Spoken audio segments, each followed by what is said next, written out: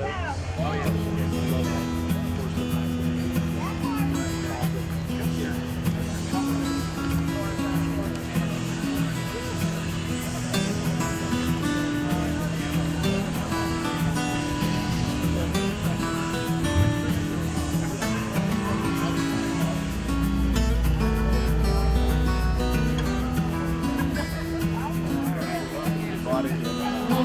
was a 57.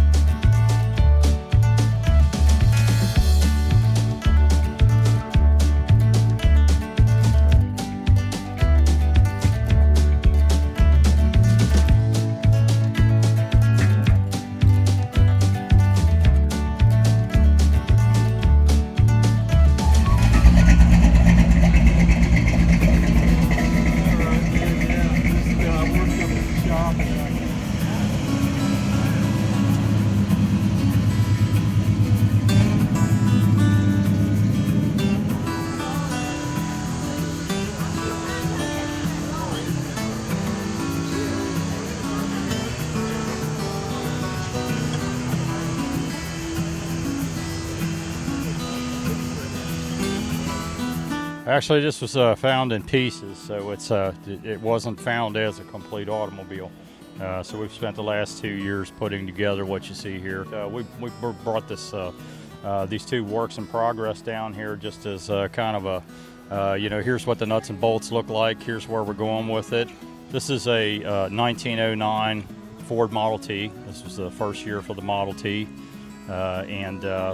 Unique about this automobile is that this wasn't necessarily the Tin Lizzie, the everyday man's car. Model T was actually fairly expensive when it was first introduced, and actually remained that way for about 3-4 years into production until the advent of the moving assembly line along about 1914.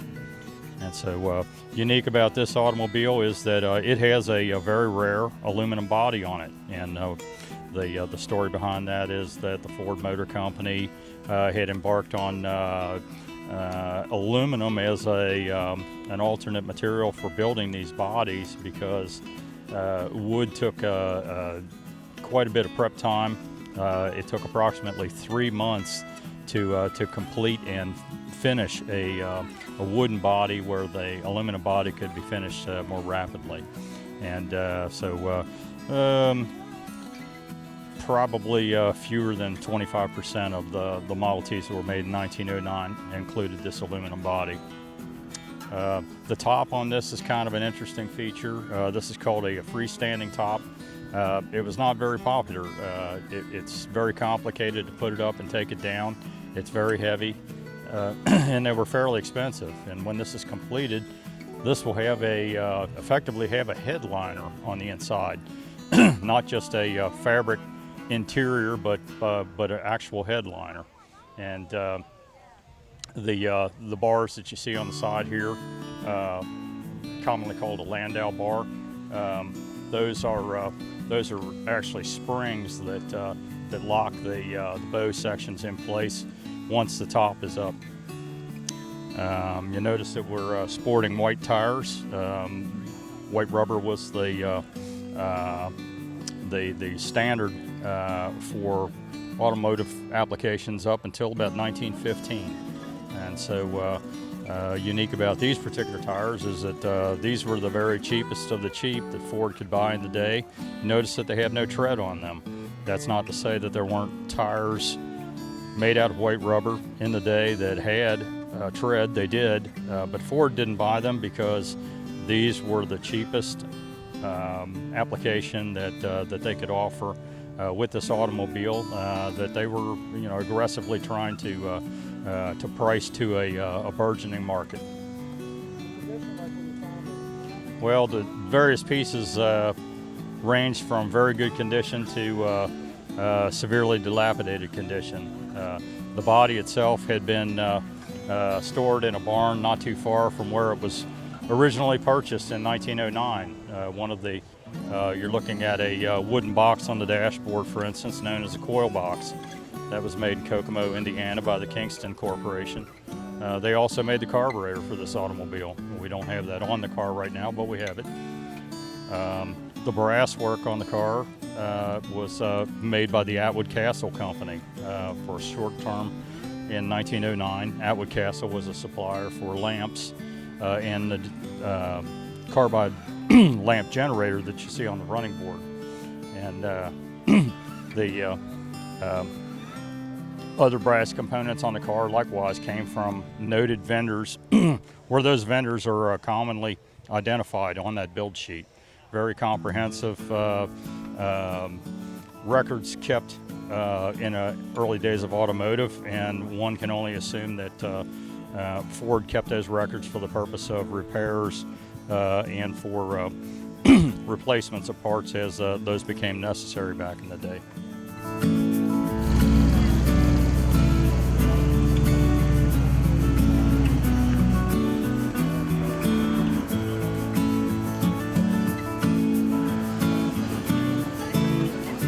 The Ford that he was filming there is a 1939 Ford Deluxe. It is all late model. It was built in California. It's about 320 horses, Chevrolet powered, air, power steering, power brakes, power windows, tilt.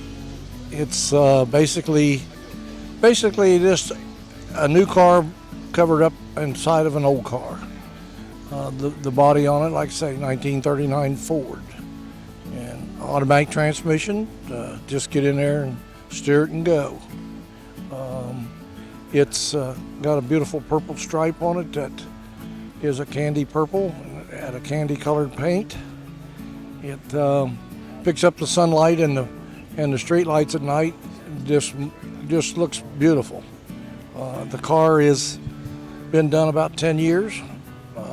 I've had it probably 7 years out of the 10. At this point, I have like 31,000 miles on it. We drive it anywhere and everywhere as long as the weather suits me.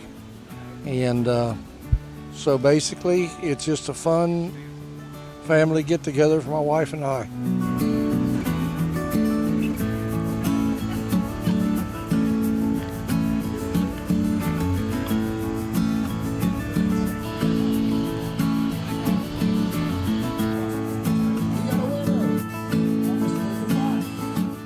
So here at the Rollin on the River Car Show, we really appreciate the diversity of the cars, from the classics to the customs to the rat rods to the fantasy cars and all kinds of different stuff.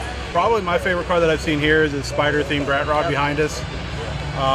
My daughter, there's a gold 442 sitting in the back that she really likes. And then my wife saw an Austin Speedster up front that she really enjoys.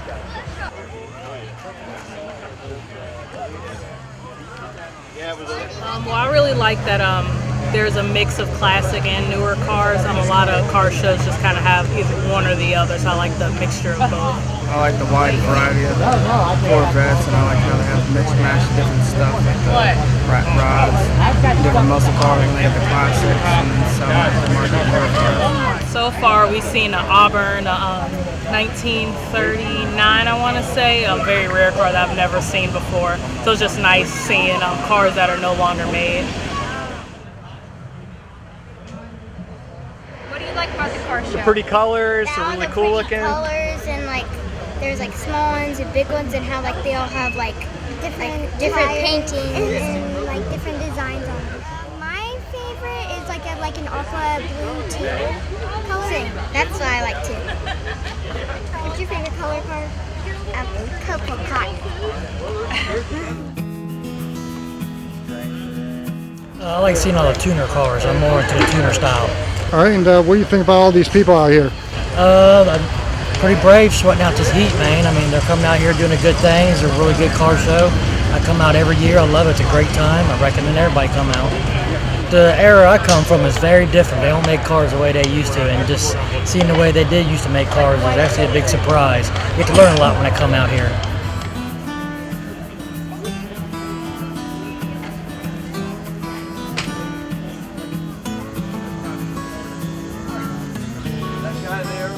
This is a 1951 3/4 ton Dodge, better known as an M37.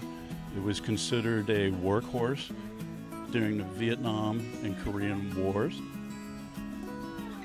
It has a 6-cylinder engine in it, a 7,000-pound winch on the front. They claim it can go 55 miles an hour. I will say really it's more like 45 miles an hour. No power steering, no heat, basically roll-up windows, and it was used to carry military arms and all kinds of equipment. Obviously 4-wheel drive, and it could ford up to about 4 feet of water. And then they also made a fording kit which would take it up to almost its roof line, and don't ask me why you'd want to take it in water that deep, but that's what it was capable of doing. They built these through World War II. There was very little changes made on this particular model. This was built in 1951. I believe they were made right up to 1957. So it's really considered a 3/4 ton Dodge power wagon. And when they say the term you have to be moving to steer it, obviously with no power steering, they're very difficult to steer when you were not moving the vehicle. But a lot of fun to drive. I bought this pretty much restored as is. 94 horsepower. The ignition system is totally enclosed, so it could be submerged into water. You gotta give it up someday, don't you? There you go, there. Wow. Oh, this is a 31 Model A. It's all original. We've had it for like over 20 years now. We take it to car shows over the weekends. It's a 4-cylinder. My dad basically built it. They got like a 5-window, and then they got your rag tops. This is just a regular rag top. It's got the little suicide wheel on it. It's got the mirrors. You don't see these mirrors on a lot of them. So it's got the mirrors, and everything on it works. Everything on the car works. It drove to Florida. It's been to Florida and back a couple of times. So that's a rumble seat. Some people call it mother-in-law seat. This is your suitcase underneath here. There's a suitcase underneath there. It's kind of a little suitcase. You can take it in a hotel. You can put your clothes and stuff in there. It's really a beautiful car. It's won a lot of trophies.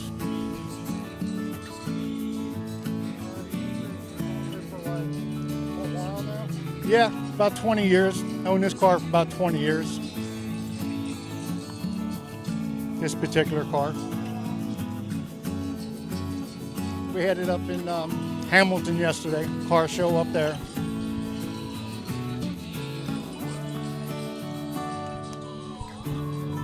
That right there where it says Ford below the gas tank there, that's custom made. This is actually a toolbox right here. My dad custom made that, so you don't usually see them.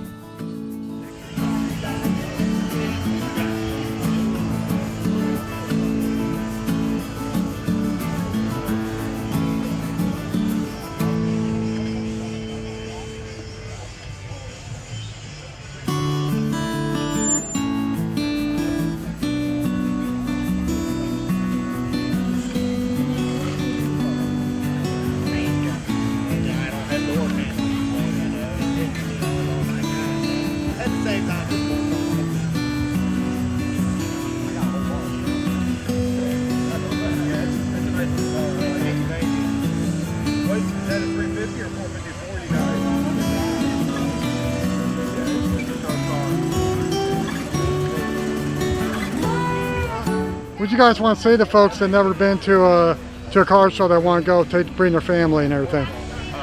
I've been coming to car shows since I was her age. It's always good, clean family fun. Never any rough, never any scruff. It's a good time to hang out with your family, enjoy nature, and look at a lot of people's passion and hearts. Come on out. It's a great time. Bring your kids. There's plenty to do. Plenty of vendors out. Plenty of fancy cars to see. It's really a blast. Come out. It's a great Sunday.